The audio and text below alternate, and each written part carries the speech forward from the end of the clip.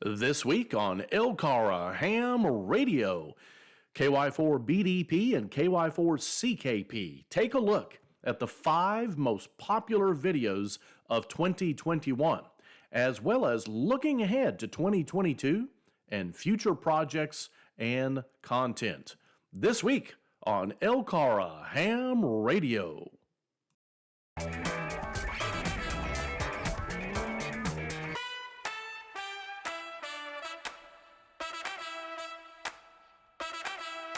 Hello, I'm Chris, KY4CKP. And I'm KY4BDP, Brian. All right, well, it's time for another video, and we want to cover a couple of main topics, the top videos of 2021 and upcoming projects. Absolutely. Folks, you guys are the reason we are here. All of our subscribers that come and watch our videos from week to week. And you would think that it would be tough to come up with ideas for videos. It is usually not a problem. There's so many things that we can cover in a given week.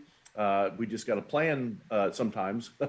But we wanted to go over the top 5 videos because it's you that are watching those videos. And coming in at number 1 is Ham Hacker Randy. Yep, the guys got together and simulated somebody messing with your repeater and how to potentially track them down. And this is it's a good concept to even know about, the fact that it's possible, and at least how you might want to pursue that if you really have somebody who's messing with you. Right, and there's lots of ways to do a fox hunt, and boy, did we hear about that in the comments. But keep in mind, we did it, number 1, to make it fun, with the least amount of equipment necessary in some ways. But want to just again thank KK4JPX Ben for being Ham Hacker Randy for that video. We had a blast doing it, and we plan to do more fox hunts in various other ways. All right, what was number 2 this year? Number 2, building a GMRS repeater. Folks, this wasn't just one video, though. This was a multi-part series where we went from nothing to actually building a cabinet with radios and so forth and testing it. And although the equipment that we used was for demonstration purposes only, keep in mind, it's a functioning repeater, and you could use it for 2 meters or 70 centimeters just fine with the equipment that we use. But as a proof of concept, boy, it was a blast to build. Yeah, that was a really fun project and a really fun series of videos. Next, we got contacted by Dr. Jack Nielsen, and we were able to review some of his antennas, the compact antennas, and he's got some really interesting antennas, and most of them work very well, and we even have another one coming down the road. So the compact antennas were popular videos this year. Very popular. Again, this is one of those multi-parters because there were multiple antennas that we did some reviews on. I ended up buying the antenna initially and then doing a video, and then Dr. Jack saw it and said, well, hey, you guys do some nice videos. Would you mind maybe reviewing a few more? So look forward to another antenna from the maker, Dr. Jack Nielsen of Compact Antenna. All right. Well, the next one on the list as far as popularity this year, I got a new radio, and it was the Yaesu FTDX10. And shortly after it had come out, before they ran out and people struggled to get them a lot of this year, it's a great new radio. They're still releasing, of course, firmware and stuff for it to fix minor bugs and things. But it's a great new radio, HF radio, and I've done a couple of videos with it. I'm going to do some more videos on it. You'll see it again. It's my main rig here at the shack. So that's a nice radio, and that was a popular video. It was, and you know, it's good to be able to see some of the different brands with some of their higher level systems. 7300 from ICOM, the FTDX-10 from Yaesu, and obviously there are higher levels on either of those sides. And then, of course, you got Kenwood and some others. I thought it was it's a great looking radio, and you've got a bigger monitor hooked up to yours and everything. So it just displays really nicely and seems to be really sensitive as well. Well, we'll move on to the last video of the year that garnered the most views, and that was our abandoned repeater site. Now, again, this was a multi-part series. You guys really love this series. Between the GMRS series and the abandoned repeater site series, these were our 2 most successful series. We had a lot of fun doing these videos on that new repeater site. Yeah, that was a really fun series to do, and to bring a previous site sort of back to life And we're not done. We're still cleaning it up and putting equipment up there, but it's there, it's functioning, and you'll see it again. We're not done. We're going to keep using that as our secondary site. But yeah, that was a really nice series, and our great subscribers really enjoyed that one. Yeah, we've gotten a lot of comments on various videos about the abandoned repeater site. In fact, when we did the abandoned repeater site no more, it's no longer abandoned, we got some comments that folks couldn't wait. They were so happy we'd put out another one in that series. We're going to continue, but it won't be called the abandoned repeater site. I think Chris came up with the occupied repeater site. We haven't actually haven't said that's actually what we're going to call it yet, but more videos to come. And speaking of more videos, future projects, folks, we're a club-oriented channel, and our projects are going to be club-oriented. And one of the first things that we want to talk about, since we just talked about the occupied repeater site, are tower cleanup. We've got a lot of cable on that tower that no longer needs to be there from previous installations and usage, and as well as installing new antennas on that tower. Yeah, we've still got a lot of stuff we want to do at that location, and we're not done with our primary location either. So you're going to see both of those quite a bit this year. And so speaking of our primary location, we have solar at the Monticello site, the abandoned site, and we want to do a very similar setup at our main site. We have mains power, but we would like to have solar charging batteries as a failover backup whenever the mains goes down. And so that's going to be a project we had hoped to do in 21. We really are looking forward to doing that here in 2022. Correct. And it's not unlike other types of backups. Now, we have batteries at the 88 site today that if we were to lose mains power, we can run for a short period of time in each of the racks with the batteries that we have installed. But it would be nice if we were to lose mains power due to an ice storm or what have you, that the solar could keep the batteries charged even if we were to lose mains. So we can run off of batteries and the solar can keep them topped off. So we have a similar situation in Monticello. We don't actually have it set up yet to fail over, and we want to install solar and set up failover at 88. Both sites ultimately will have that solar failover capability. Our next project will be remote station.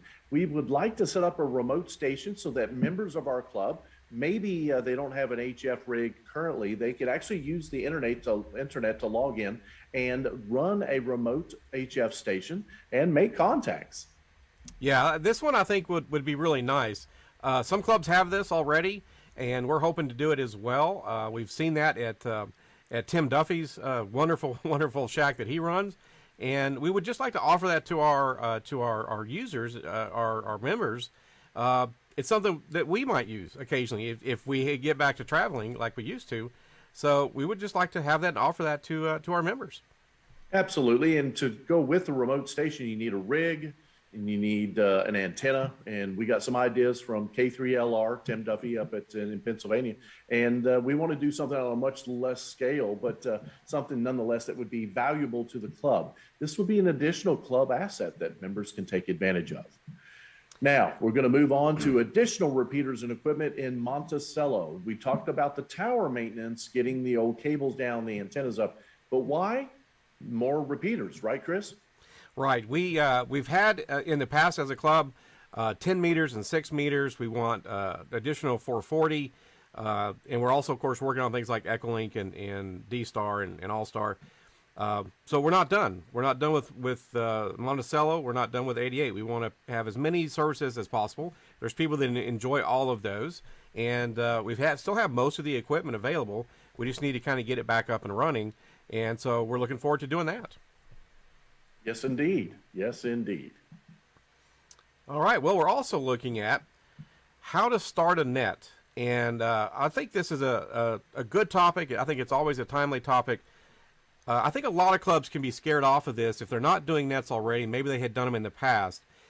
They can be a little bit scared off on this. It's not really difficult. We want to try to capture through video, running a net, how to do a net, because really it's a lot of fun. People can be a little bit mic shy to do something like POTA or a net, but once you've done it and you've got your friends around you and stuff, there's nobody pointing and laughing too hard. It's really just a lot of fun to do this, and when you can spread it out a little bit, nobody has to run the net every single time. And it's a good thing to have. You practice your skills, you check your equipment. We have members all the time that figure out their equipment's having a problem that it wasn't having last week. Now you know, and now you can get that battery fixed or whatever it is. So it's just a good way to stay on top of your equipment and your skills, and it's also a lot of fun to actually run the net. Indeed. And many clubs run nets, and there's a lot of HF nets out there and so forth. We have 3 nets just in our club. We have a weather net on Sunday, we have an emergency net on Tuesday, and we have another emergency net on Thursday, but that's using 10 meters. The other 2 nets are 2 meters. Clubs need to keep their members active. And if you're starting a club, or maybe you're not in a club now, but you've got a tight group of ham radio friends that you would like to get together and run a net, we're going to show you how to set one up. How do you run it correctly and be polite and tactful? All right. Well, the final thing on our list, not that there won't be probably a lot of stuff in here in 22, and this was pretty much Brian's idea. So why don't you go ahead and talk about it?